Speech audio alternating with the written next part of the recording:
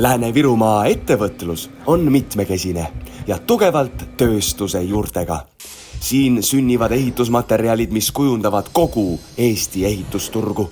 Alates Kundast pärit tsemendist kuni puitmaterjalide ja betoonini. Toiduainetööstus hoiab piirkonna identiteeti. Liha, piima ja pagaritooted on kohalike tööandjate uhkus. Lisaks annavad metalli, keemia ja puidutööstus väga olulist eksporttulu. Kunda sadam pakub arenguvõimalusi nii kaubasadamana kui ka väikelaevade peatuse ja turismi väravana.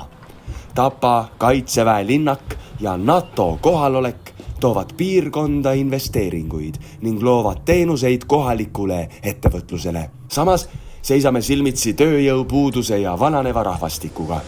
Tuleviku konkurentsivõime nimel muutuvad oluliseks rohe- ja ringmajanduse lahendused. Aga ka turism ja loovettevõtlus, kus Lahemaa ja Võsu piirkond tõusevad esile.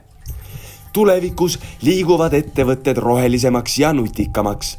Ehitusmaterjalide tootmine muutub CO2 neutraalseks ja kasutab ringmajandust. Toiduainetööstus arendab funktsionaalseid ja tervist toetavaid tooteid. Kunda sadam kasvab nii kaubandus kui ka turismikeskuseks. Tapa linnak kasvatab teenuste nõudlust ja tööstus digitaliseerub. Fantaasiamaailmas aga näeme veelgi julgemaid pilte.